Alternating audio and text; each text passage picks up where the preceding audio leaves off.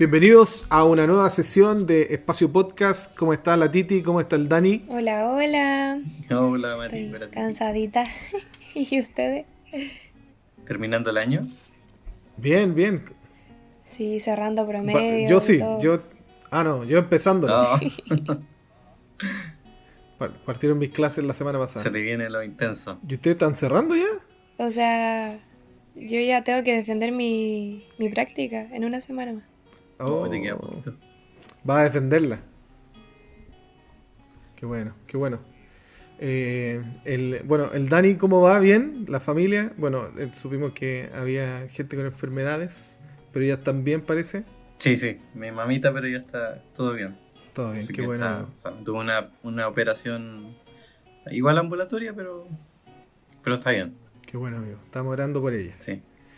Y quiero aprovechar, hemos tenido buenas visitas esta semana. Hoy día no podía faltar tener una buena visita. Eso. Hoy día trajimos materia de Chile, extraído de nuestra propia tierra. El pastor Héctor Ogalde. Bienvenido, un aplauso al pastor. Un placer, un gusto. ¿Cómo está, pastor? Sí, bien, gracias al Señor. También gusto de compartir con ustedes en este día. Y qué bonito es poder juntarse para poder reflexionar y también estudiar más de la palabra del Señor. Y especialmente este Evangelio de Juan, que es una bendición para cada creyente. Amén. Amén. Qué rico tenerlo con nosotros, pastor. Cuéntenos un poquito en dónde, porque yo creo que la gente, los J lo van a conocer, por lo menos de Chile lo van a conocer, pero quieren saber la actualización, en dónde está, qué ministerio se está dedicando ahora. ¿Nos pueden actualizar? Bien, sí, estoy en el distrito pastoral de Talcahuano Centro. Ahí está la iglesia y el colegio al lado de Talcahuano, el CATSE. Y bueno, estamos allí trabajando. Ya es mi tercer año en el distrito. Y bueno, mi esposa, sí, también ella sigue en su ministerio de los niños, de la mujer, del menor, de la asociación. Así que ahí tratamos de hacer un trabajo en equipo, tanto para el distrito como también apoyándola de pronto en sus movimientos como ministerial de esa área. Amén. Amén, qué bueno, una pareja ministerial, bien poderosa para Chile.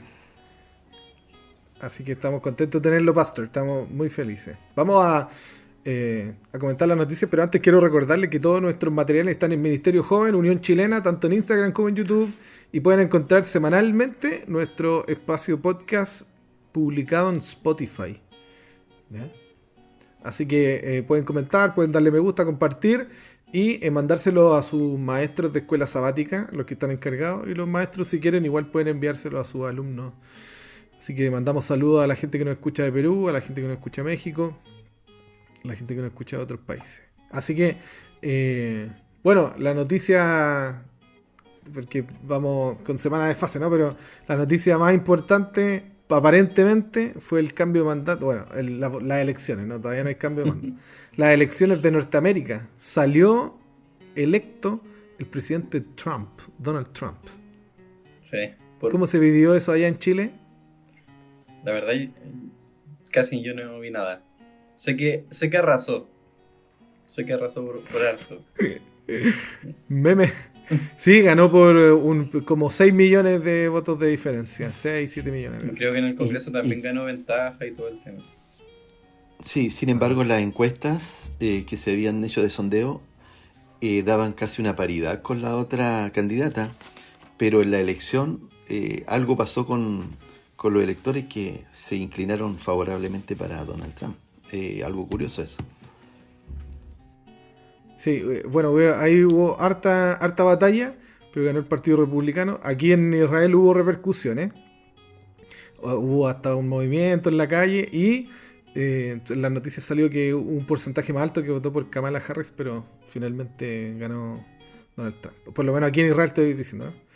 Así que bueno, que el Señor bendiga. Me gustó porque el pastor Doc Bachelor publicó el día anterior de las elecciones en su Instagram y puso con su familia feliz, ¿cierto? Como siempre, y puso, no importa quién gane, Jesús siempre va a estar en el trono.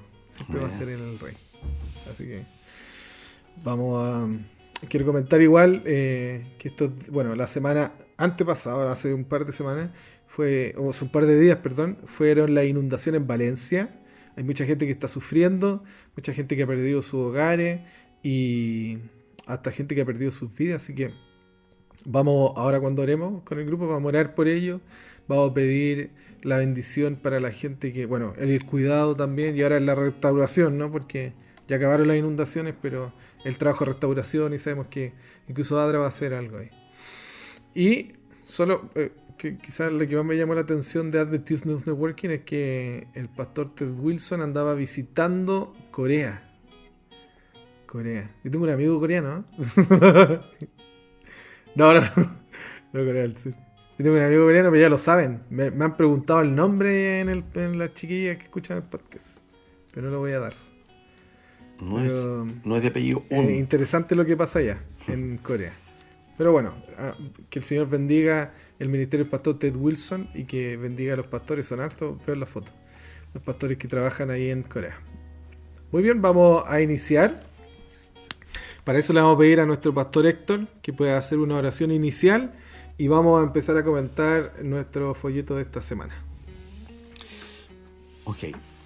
Amante Dios, que mora en los cielos, gracias Señor por darnos esta oportunidad de poder reflexionar en tu palabra, que tu Espíritu Santo esté con cada maestro y que al revisar estas lecciones, Señor, nuestra fe se consolide más firmemente en ti y a la vez también nunca dudemos de que al levantarte a ti, muchos también que están en el valle de la decisión puedan reconocerte y aceptarte como su único Salvador.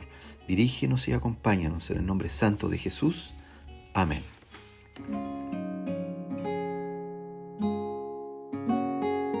Tu espacio de escuela sabática. Bienvenido a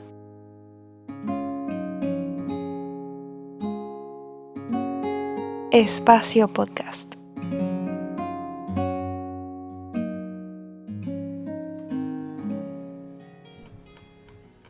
Muy bien, esta semana, la lección para la semana número 7, para el 16 de noviembre, no puedo creer, siento que ya queda poco, como que se nos va a acabar el folleto ya, pasó muy rápido, es que Juan es muy bonito, es muy entretenido estudiarlo también. La lección de esta la lección de esta semana se llama Resucitar a los muertos y va a tratar del capítulo 11, vamos a hablar de Lázaro, del milagro de Lázaro y este momento pivotal en la vida de Jesucristo. Para eso le vamos a pedir a nuestra querida Titi que haga la introducción. Por supuesto, cómo no. La lección lleva por título Resucitar a los muertos. Vamos a estudiar, como seguramente dijeron, Juan 11. Y Juan 11 se divide de forma natural en 3 secciones. Ya estas 3 secciones las vamos a ver mientras estudiemos este capítulo. En la primera está el escenario, ¿cierto?, en el que el lector se entera de la enfermedad. Están las dudas de Jesús, ¿cierto?, y la decisión de ir a Betania. Después viene la siguiente, que se centra en la resurrección de Lázaro y su significado teológico. Y la última sección describe la reacción de los judíos ante el milagro.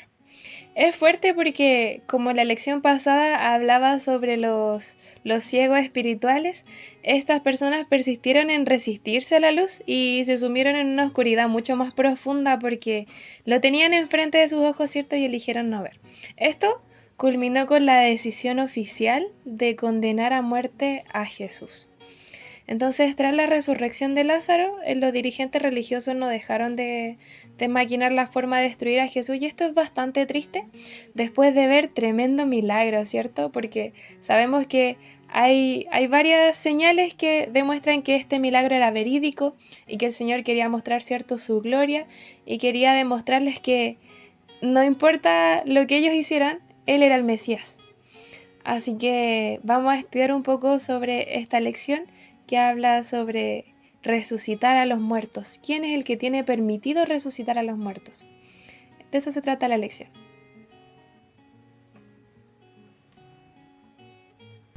Ok, voy a leer el texto Voy a leer parte nomás del texto, ¿ya? Porque es todo el capítulo de Juan, pero el folleto nos permitía leer el pedacito que va desde el verso 32 al 44, que dice así. María, cuando llegó a donde estaba Jesús, al verle, se postró a sus pies, diciéndole: Señor, si hubiese estado aquí, no habría muerto mi hermano. Jesús entonces, al verla llorando, y a los judíos que la acompañaban también llorando, se estremeció en espíritu y se conmovió. Y dijo: ¿Dónde le pusisteis? Le dijeron: Señor, ven y ve. Jesús lloró. Dijeron entonces los judíos: Mirad cómo le amaba. Y algunos de ellos dijeron: ¿No podía este, que abrió los ojos al ciego, haber hecho también que Lázaro no muriera? Jesús, profundamente conmovido, otra vez vino al sepulcro. Era una cueva y tenía una piedra puesta encima. Jesús dijo: Quitad la piedra. Marta, la hermana del que había muerto, le dijo: Señor, yede ya, porque es de 4 días. Y Jesús le dijo: ¿No te he dicho que si crees verás la gloria de Dios? A lo alto dijo: Padre, gracias te doy por haberme oído. Yo sabía que siempre me oyes, pero lo dije por causa de la multitud que está alrededor, para que crean que tú me has enviado. Y habiendo dicho esto, clamó a gran voz: Lázaro, ven fuera. Y el que había muerto salió, atadas las manos y los pies con vendas, y el rostro envuelto en un sudario. Jesús le dijo: desatadle y dejadle ir. Pastor, ¿qué lecciones o qué reflexiones podemos sacar de esta linda historia? Bien, miren, realmente es muy especial este capítulo 11 del Evangelio de Juan. Cuando uno mira, ¿no es cierto?, el contexto de este Evangelio, en primer lugar se dice que Juan, el evangelista, o sea, generalmente uno, cuando le hablan de los 4 evangelios sinópticos, o de los 3 más el de Juan, que aparte de los otros sinópticos, difieren los relatos, aunque son los mismos evangelios que hablan de la vida de Jesús. Sin embargo, Juan es distinto a los otros 3. Entonces aquí hay una particularidad en Juan. Muchos de nosotros, cuando abordamos el evangelio de Juan, lo vemos como un evangelio que está hablando de mucha teología. Ya está hablando de la preexistencia de Cristo, ya está hablando del origen, del principio. Sin embargo, Juan tiene en mente un propósito. Ya cuando hablamos de evangelistas que escribieron estos evangelios, relatan la buena nueva, ellos tienen como propósito, ¿no es cierto?, divulgar el mensaje de la salvación en Jesús. Pero el de Juan, en forma específica, cuando uno lo revisa, este evangelio, llega a la conclusión que Juan, por sobremanera, tiene un propósito misionero.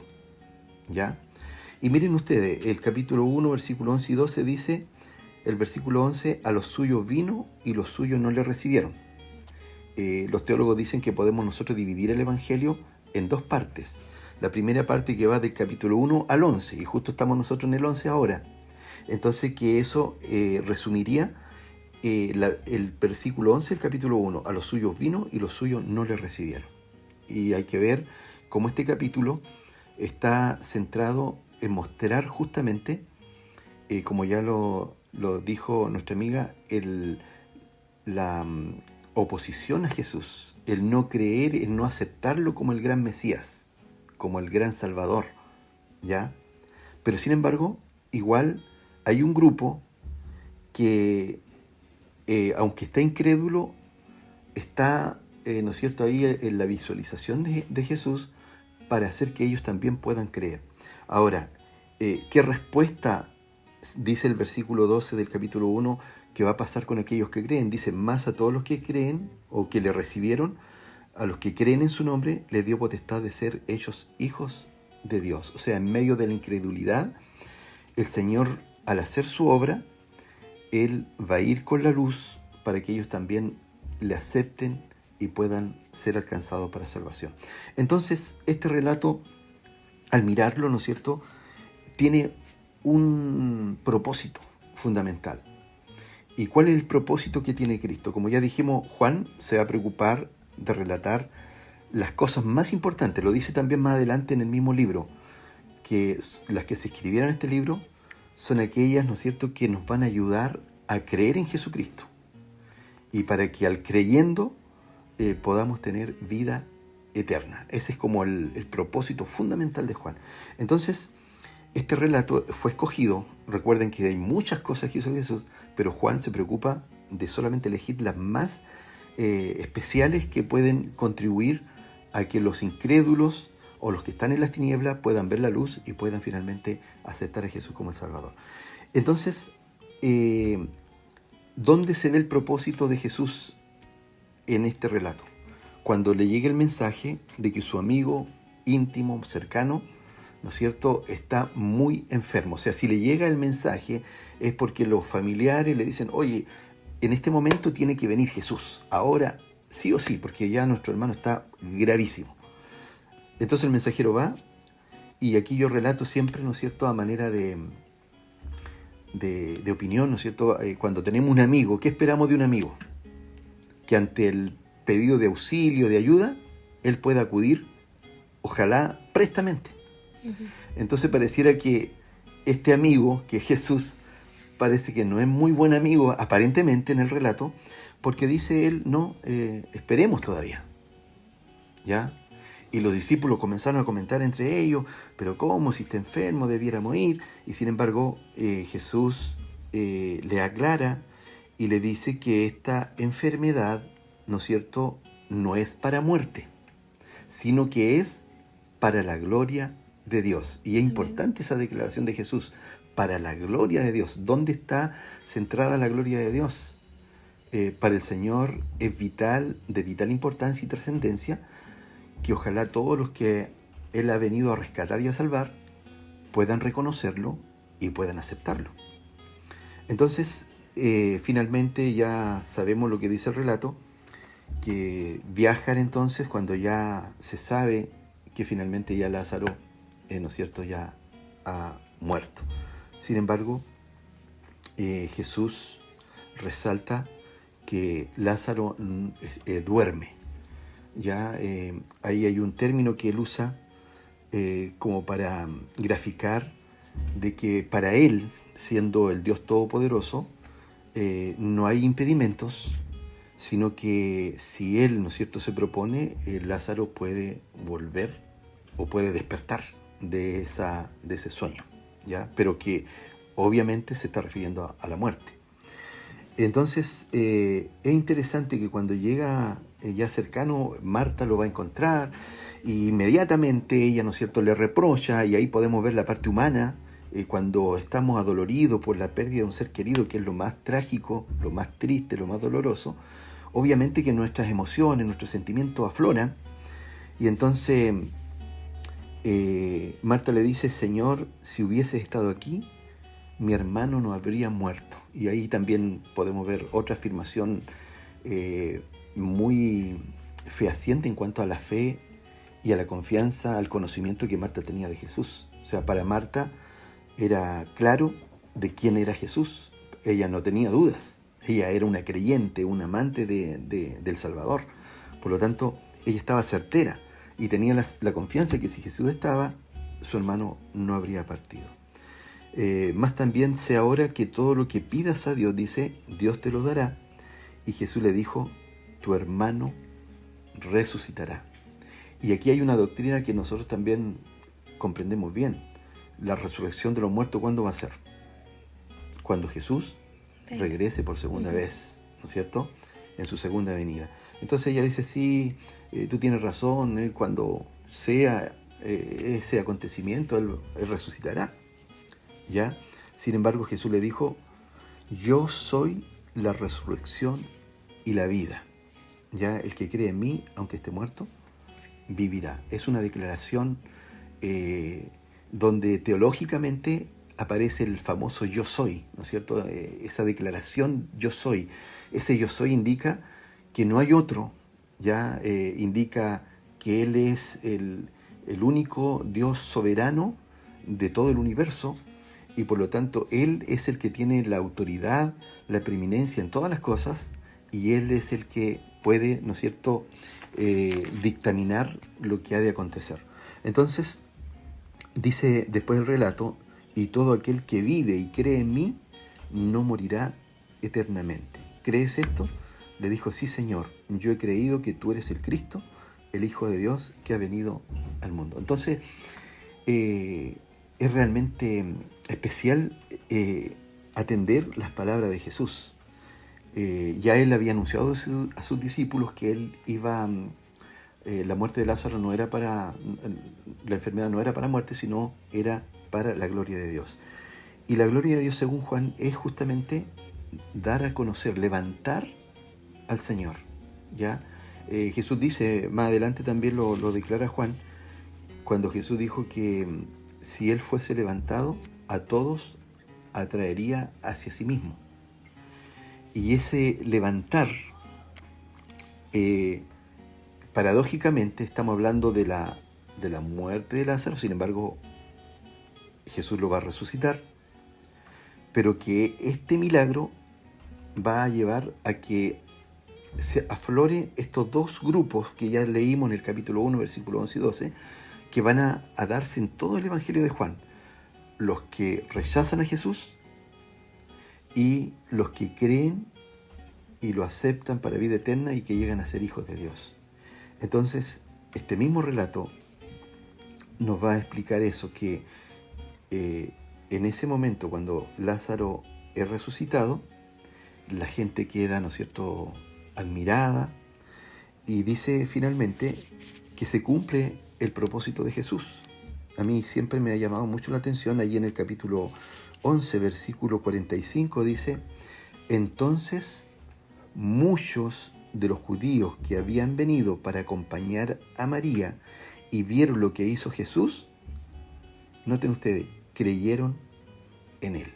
O sea, había muchos judíos que en algún momento antes, ya sea en la escena cuando Jesús sanó al paralítico, ¿no es cierto?, prácticamente lo despreciaron, lo rechazaron, estuvieron a punto de atentar contra él, y muchos de esos judíos ahora estaban acá, y Jesús dijo, no, yo tengo que hacer algo para que estas personas puedan tener la oportunidad de creer. Y muchos de esos creyeron, ya lo aceptaron. Entonces se cumplió este milagro, ¿no es cierto?, que fue para la gloria de Dios. Ahora, más adelante en el capítulo 12, dice, versículo 1, dice: 6 días antes de la Pascua vino Jesús a Betania, en otra ocasión, donde estaba Lázaro, el que había estado muerto, a quien había sido resucitado de los muertos, y le hicieron allí una cena. Marta servía y Lázaro era uno de los que estaban sentados a la mesa con él. ¿Ya? Ahora ya el ex fallecido, ahora era el resucitado, ya se incorporó, era una persona más del medio, compartía con la gente y a la gente ya no se espantaba, ya era el gran milagro.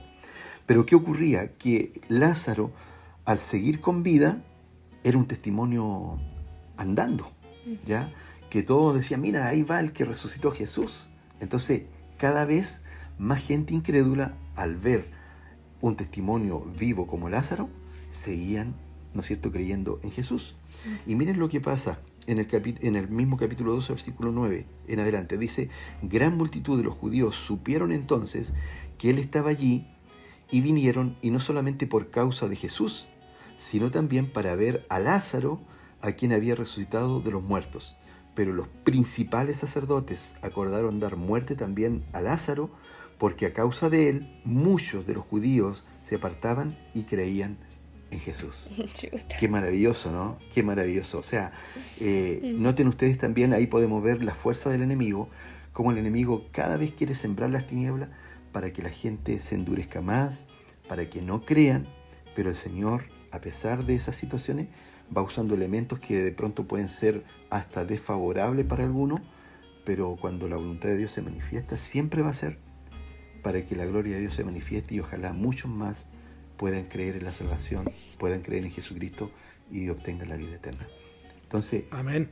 ese es el mensaje fundamental de este capítulo 11, y que yo creo que todavía, aunque no, Lázaro no está porque ya falleció, pero al conocer este relato, realmente los testimonios están ya a través de la historia, y muchas de las personas de hoy, cuando yo les predico, cuando yo les doy a conocer este milagro, muchos realmente también se maravillan, y sin duda comienzan también ellos a confiar y a creer más en Jesucristo. ¿Qué opina la Titi?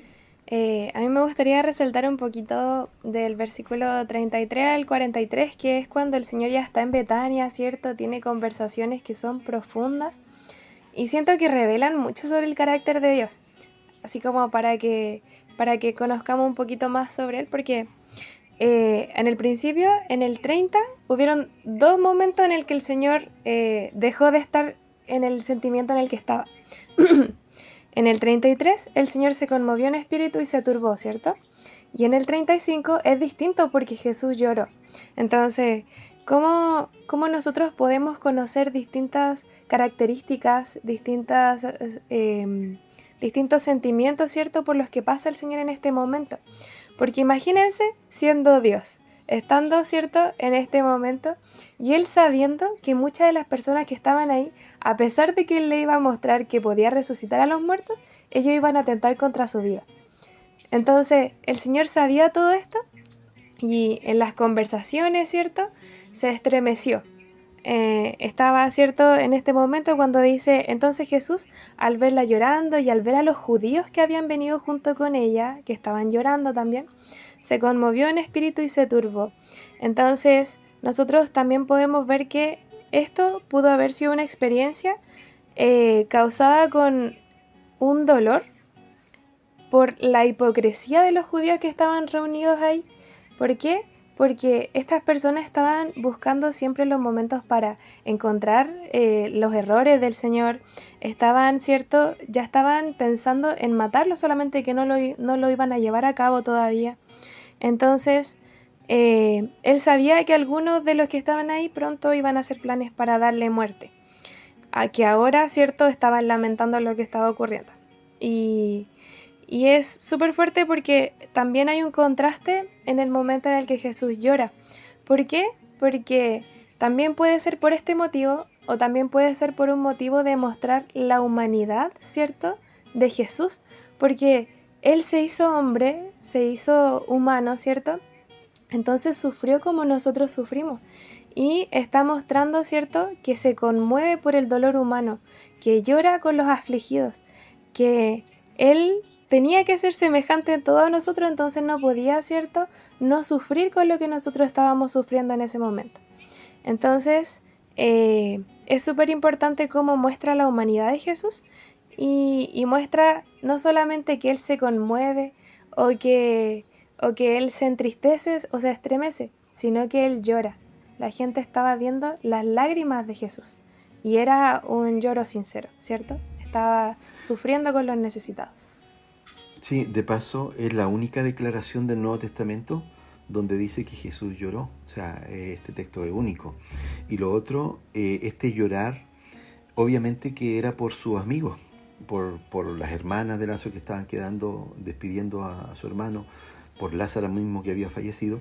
Pero ojo, también podría estar llorando, ¿no es cierto?, por las consecuencias tan trágicas que produce el pecado, o sea, a la condición que el pecado nos lleva, a la muerte. Y él, viendo esas consecuencias, entonces yo creo que esto también le da más fortaleza para que finalmente él pueda, ¿no es cierto?, decididamente confirmar de cumplir su misión de morir en la cruz. Y como ya dije, este milagro fue el que gatilló que finalmente Jesús fuera enjuiciado y finalmente llevado a la cruz. Entonces, por un lado, Él está anticipando, estás dando una primicia de que todo el que me acepte, el que cree en mí, va a ser salvo y va a tener derecho a volver a vivir si ha bajado al descanso. Entonces, y va a tener vida eterna. Entonces, realmente es magistral esta lección. Elena de White creo que dice eso, ¿no? Que Elena de White dice eso, ¿no? Que él llora por ver la consecuencia de la muerte. Que eso le da mucha pena. Una vez escuché a un pastor que me gustó mucho, lo encontré muy bonito, que decía que igual había una mezcla de que él llega y hay solo escepticismo. Los amigos no creen que puede resucitar Lázaro, los más queridos no creen, y la gente en general. Entonces, todo eso causa una pena enorme en Jesús. Titi, continúa. Muchas gracias. El versículo 37 igual quisiera recalcar un poquito cuando dice, pero algunos de ellos dijeron, ¿no podía que abrió los ojos al ciego hacer también que Lázaro no muriese? Y como que me da un poco de rabia cuando leo esta parte, porque como que siempre hay esa gente que quiere meter cizaña, ¿cierto?, a lo que está ocurriendo. Era un contexto de un velorio. O sea, la persona que lo estaba diciendo, o sea, no era un velorio, era después del funeral. La persona que lo estaba diciendo no tuvo ningún respeto por los que estaban de luto. Y aún así, tiene algo súper importante en la frase, porque superficialmente parece ser una repetición de la idea que expresó Marta, ¿cierto? Como lo mismo que dijeron María y Marta, porque María y Marta dijeron, si el Señor hubiera estado presente, ¿cierto?, Lázaro no habría muerto. Pero dentro de su contexto, parece más natural interpretarla como una expresión de escepticismo, como ustedes decían, y de duda. En realidad era de mofa. No estaban siendo respetuosos en ese momento, porque no es como si hubieran dicho, si fuera realmente el obrador de milagros, ¿cierto?, con seguridad habría hecho algo por uno de sus amigos más íntimos. Ellos querían llegar a la conclusión de que después de todo, ese fracaso, porque para ellos era un fracaso, era una prueba de que él no había abierto los ojos del ciego, o que él no era la persona, ¿cierto?, quien se declaraba ser. Así que es súper fuerte esta frase, y después era como irrespetuosa, a eso me refiero. ¿Ya? El versículo 39, el Señor, después de escuchar esto, les dice, quitad la piedra. Y Marta, la hermana del que había muerto, le dijo, Señor, hiede ya, porque tiene 4 días. Y era súper importante esta parte con la historia. ¿Por qué? Porque primero, Jesús podía haber quitado la piedra milagrosamente. ¿Ya? El Señor lo puede hacer todo, el Señor no tiene límites. Pero Él quería, ¿cierto?, que esta tarea la hiciese manos humanas. ¿Por qué? Porque los hombres deben cooperar con el Señor y no deben esperar a que el Señor haga, ¿cierto?, lo que ellos pueden hacer por sí mismos. Después está el detalle de que Lázaro ya hiede. O sea, muestra que la fe de Marta era demasiado débil para captar todo el significado de lo que estaba pasando en Juan. Pero su reacción también fue evidente, una evidencia positiva para los judíos, porque no se estaba realizando ningún engaño y Lázaro realmente estaba muerto. No era así algo maquinado. Entonces, el hecho de que Marta temiera que ya hubiera comenzado esa putrefacción, dice que el pueblo no había, ya no se podía ocultar, ¿cierto?, que el cuerpo había muerto. Y además, ¿sí, pastor? Sí, es interesante esto de los 4 días, porque Sí. el relato de Juan también lo menciona. Lo que pasa es que la filosofía, ideología filosófica de los griegos, ellos entendían que una persona podía tener una catalepsia o bien podía sufrir esto que arma la filosofía griega, ¿no es cierto?, que el alma sale o el espíritu sale y entonces empieza a divagar y está en un mundo ahí divagando y después puede volver al cuerpo. Entonces esa ideología era muy de la época. Uh-huh. Entonces, ¿qué pasaba si Jesús llegaba y resucitaba a Lázaro al segundo día o al primer día? Entonces todos iban a decir, no, lo que pasó es que aquí era una catalepsia y no hubo milagro. Entonces Jesús esperó hasta el 4.º día, porque el 4.º día indicaba que la persona, ante cualquier otra manifestación, definitivamente estaba totalmente muerto. O sea, no había nada que pudiera volverlo a la vida, excepto el poder de Dios. Exacto. Y eso fue súper sabio del Señor para que descartaran cualquier otra teoría que podían tener con respecto a la resurrección, ¿cierto? Demostraba, como usted dice, que es solamente por el poder de Dios. El versículo 41 dice que luego quitaron la piedra y Jesús alzó los ojos para arriba y dijo, Padre, te doy gracias porque me oíste.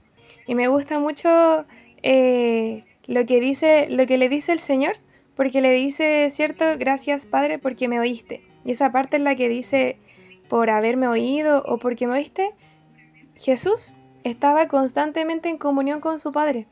Entonces todo lo que le sucedía en la vida concordaba con un plan que habían convenido antes de que Jesús dejara el cielo. Este plan, ¿cierto?, demandaba que se diera una evidencia de la divinidad de Dios.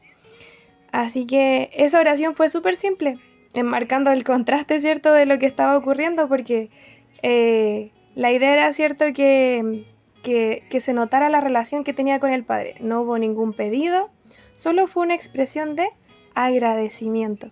Pero con ella reconoció, ¿cierto?, la completa armonía que tenía el Hijo con la voluntad del Padre. Porque no estaba haciendo como un hechizo, así como que no le dijo, Señor, que pase tal cosa. No, el Señor solamente agradeció. ¿Por qué? Porque se mostraba la gloria, ¿cierto?, en él. Y me gustaría recalcar el versículo 44 y el 43, que dice, yo sabía que siempre me oyes, pero lo dije por causa de la gente que está alrededor, ¿cierto?, tratando de que los demás escucharan, para que crean que tú me has enviado. Y el Señor es súper sabio en este sentido. ¿Por qué? Porque de lo contrario no hubiera habido necesidad de esta oración, ¿cierto? Habían resurrecciones que ya habían ocurrido, por ejemplo la resurrección del hijo de la viuda de Naín, la resurrección de la hija de Jairo. Pasaron ciertas cosas, pero ellos habían estado muertos por un corto tiempo. En cambio, este milagro se realizó primero a plena luz del día, con presencia de amigos y de enemigos como testigos. Esto se hizo frente a todo el público posible, ¿cierto?, para que no hubieran dudas. Los fariseos habían acusado a Jesús de que expulsaba a los demonios mediante el príncipe de los demonios. Era súper loco.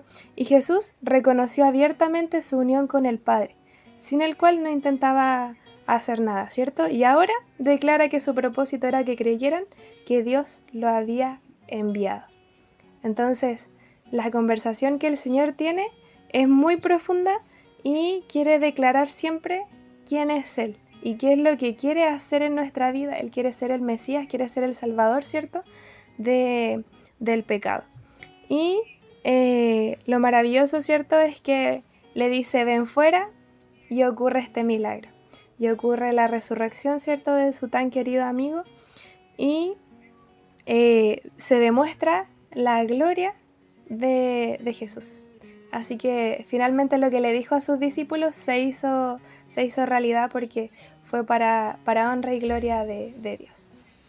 Sí, es interesante también que Jesús se puso frente al sepulcro, y él, así como en el Génesis, cuando él empezó a crear, hizo la creación, dio órdenes, ¿no es cierto? Hágase la luz, dio la orden y la luz se hizo.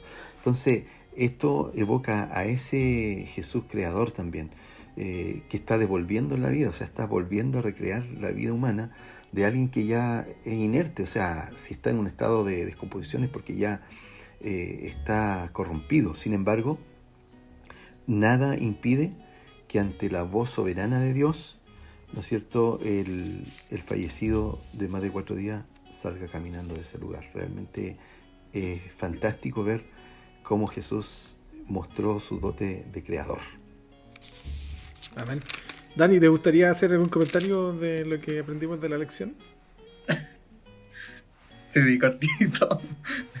No sé qué más aportar, pero sí puedo reforzar quizás lo que dijeron, ¿ya? Porque de lo que hablaban, en el deseado de toda la gente habla sobre las lágrimas de Cristo. Y dice en el capítulo 58, por ahí, sí, 58. Dice, no lloró Cristo solo por la escena que tenía delante de sí. Descansaba sobre él el peso de la tristeza de los siglos. Vio los terribles efectos de la transgresión de la ley de Dios. Vio que la historia del mundo, empezando con la muerte de Abel, había existido sin cesar el conflicto entre lo bueno y lo malo. Mirando a través de los años venideros, vio los sufrimientos y el pesar, las lágrimas y la muerte que habían de ser la suerte de los hombres. Su corazón fue traspasado por el dolor de la familia humana de todos los siglos y de todos los países. Los ayes de la raza pecaminosa pesaban sobre su alma, y la fuente de sus lágrimas estalló mientras anhelaba aliviar toda esa angustia. Fuerte acerca de la profundidad del llanto de Jesús. Y sí, dentro de lo que estaba pensando, también quería destacar un poco la vida, o sea, la situación de Marta, porque esto, como dijo el pastor al principio, tenía un propósito. Era una situación con un propósito, independiente de que hubiera una muerte que Cristo pudo haber evitado. Pero tenía un propósito. Y que se ve al final, ¿cierto? Cuando muchos son convertidos. Pero es interesante las reacciones de Marta, porque podrían ser muy de nosotros, muy de nuestra vida personal. ¿A qué voy? Que al principio, ¿cierto? Marta muy triste, muy acongojada, ¿cierto? Se acerca a Dios y Jesús le dice, tu hermano va a resucitar, ¿cierto? Y Marta entiende que es en los días postreros. Y Jesús básicamente le dice, no, o sea, lo voy a resucitar ahora, vamos a la tumba, ¿cierto?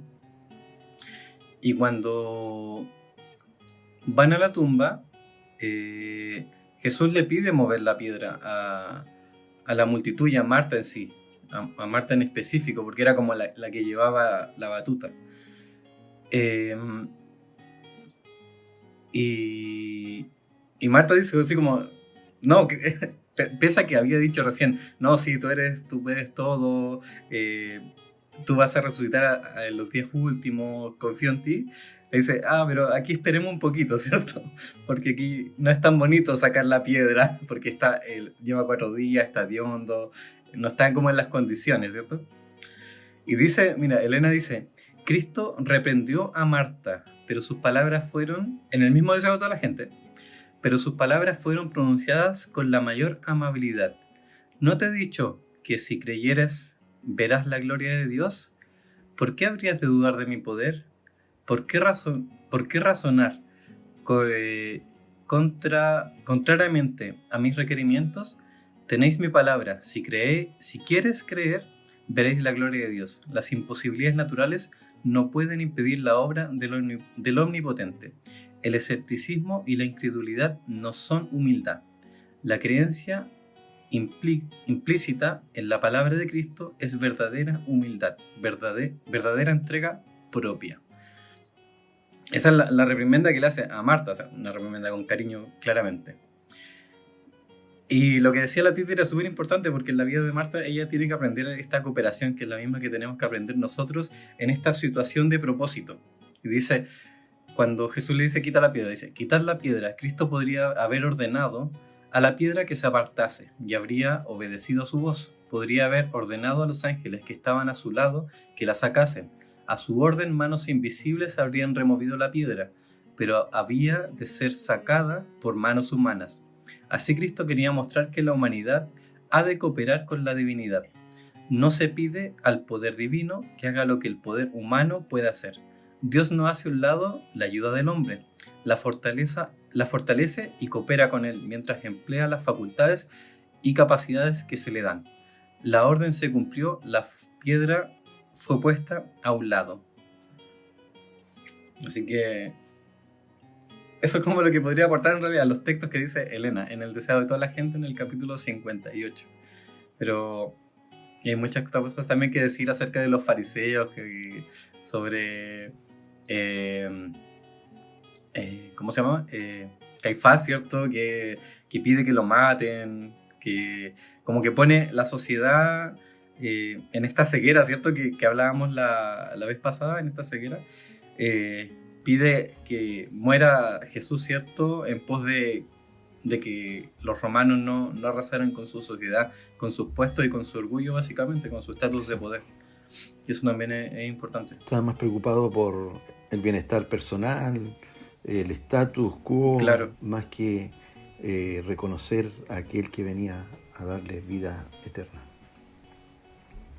Uh-huh. Pero quiero solo aprovechar el contexto de la historia. El contexto, aparte en el Juan 10, cuando Jesús anda merodeando el templo y tienen esta discusión con los fariseos, y Jesús le dice, ¿no? que él y el Padre son uno, y ellos quieren apedrearlo, y él se va. Entonces dice Juan 10 que se va al lugar donde Juan el Bautista hacía bautismos, ¿ya? Ese lugar, según Juan 3, se llama Aenón. Aenón significa ojos, pero Aenón también puede significar ríos o fuentes. No, ríos. Y hay un sector que se llama Aenón, en el norte del Jordán, Sí, casi en el norte del Jordán, como a 2 horas de la bifurcación que hay desde Jerusalén hacia el Jordán. Y no se ha aprovechado mucho el lugar hoy día, pero solo pillé la otra vez, así como sin querer, un video de unas personas que viven aquí en Israel y que visitan lugares que fueron en una camioneta. Y ya no existen estas fuentes de agua que se supone existían en la Biblia, pero hay como una... ¿cómo se llama? A donde se junta agua. No sé. ¿Un tranque? Un estanque, gracias. Hay como un estanque o dos pequeños, entre medios de planta. Entonces, probablemente Jesús, porque la Biblia dice, o sea, la lección decía que andaba en un lugar en Jordán, ¿no es cierto? Y quizás andaba allá porque primero se queda 2 días, ¿no? Dice, le dicen, Lázaro está enfermo, se queda 2 días y llega 2 días después. O sea, igual puede haber andado lejos, o se vino lento. Y Betania está muy cerquita de aquí de Jerusalén. Hay buses, micro, colectivos que llegan allá. Uno es cerquita, 10, 15 minutos. Y es como una colina. Y que hay una ciudad hoy día que se llama, o sea, bueno, no una ciudad, un asentamiento que se llama Malea Dumim, que son casas muy bonitas. Y ahí está un lugar que ellos dicen, ¿cierto? Con un cartel todo aquí, la tumba de Lázaro. Bueno, porque estoy intentando ocupar el contexto, ¿no? Porque aquí Jesús sana a alguien y los mismos que hace poco querían apedrearlo, ¿cierto? Que le estaban cuestionando que él dijera que era Dios, ahora le están cuestionando, le cuestionaron su identidad, ahora le están cuestionando lo que él hace. Le cuestionaron la identidad, que no podía decir eso, ¿cierto? Porque era blasfemia. Y ahora, pero ¿cómo?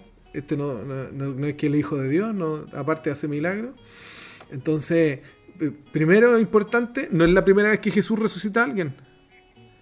Entonces, ¿por qué es tan importante? Y aquí vemos, y voy a sacar lo que dice el pastor, ¿no? Y con esto termino.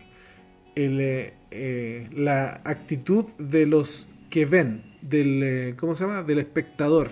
La actitud del espectador que sigue a Jesús son incrédulos, no están creyendo.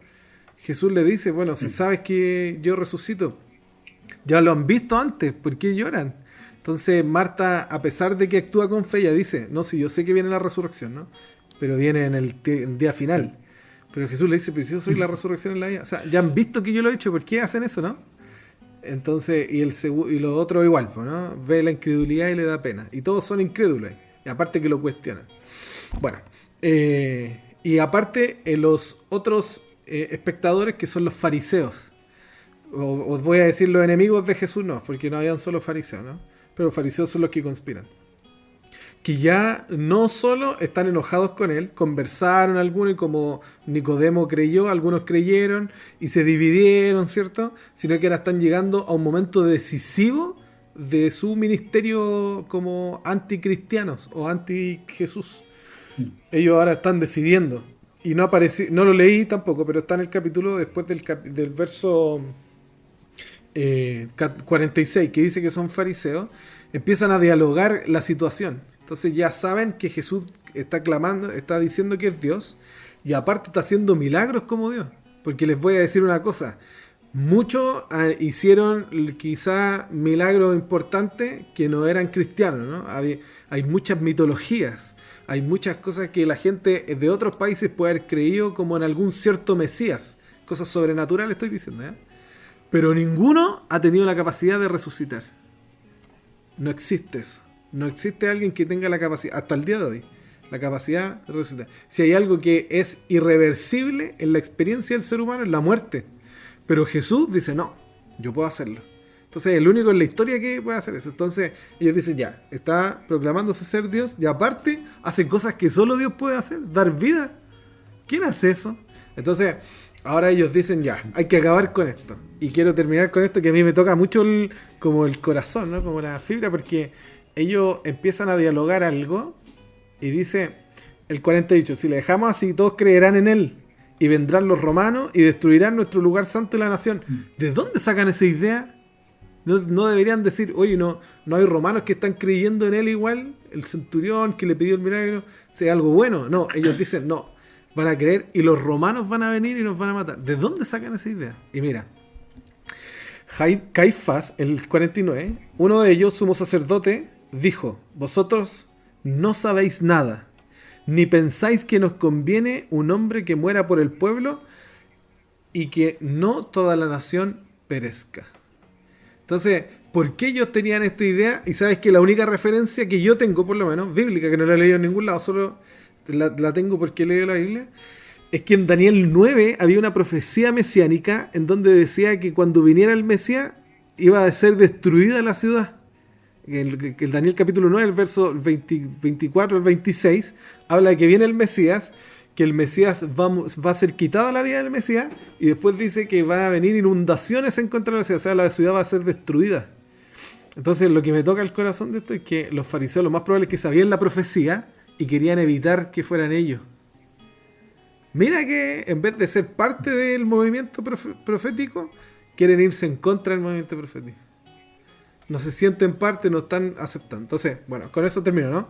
Aprovechando el contexto, Jesús es un momento pivotal, después viene la conspiración a la muerte, y la segunda sección de Juan, que es del 14 en adelante, que es la última noche, la muerte y la resurrección, ya deja de ser esta historia como tan bonita como esta. Y tiene mucho que ver con esto, ¿no? Con la audiencia. Hay unos que están creyendo que Jesús es Dios, pero los que no, están haciendo lo imposible para demostrarlo.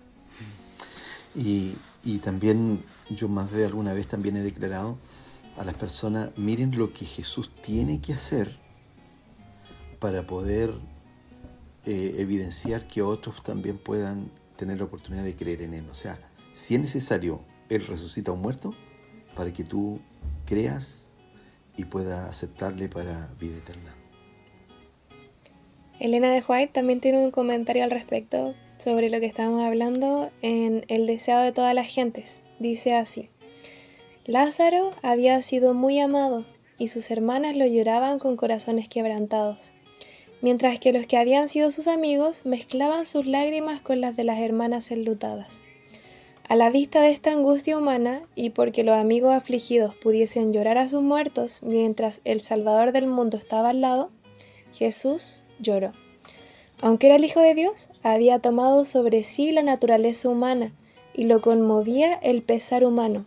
Su corazón tierno y compasivo se conmueve siempre de simpatía por los dolientes. Llora con los que lloran y se regocija con los que se regocijan. Amén, amén. Detalle muy bonito y muy importante, ¿no? Que Juan, Lázaro, María y Marta eran amigos cercanos, amigos, no apóstoles. No eran como los apóstoles, eran amigos, era familia escogida. Entonces, bueno, agradecemos, estamos finalizando, vamos a empezar a despedirnos. Agradezco sus comentarios, ha estado muy bonito, es muy bonito hablar de Juan, así que podríamos estar aquí toda la noche, pero no podemos, tristemente, no podemos. Pero gracias al Señor que tenemos estos recursos, ¿no? El internet, poder grabar, poder publicarlo y el folleto de jóvenes. Vamos a finalizar. Les recuerdo que todos nuestros materiales están en Ministerio Joven Unión Chilena, tanto en Instagram como en YouTube, y también lo subimos semanalmente en Spotify, en donde pueden comentar. Creo que también queda por iVoox, pero creo que iVoox, yo creo que ni los creadores de iVoox deben seguir ocupando iVoox, así que muy bien, agradecemos su audiencia, también la presencia de usted, pastor. Le agradecemos que se toma un tiempo de su agenda y puede participar con nosotros.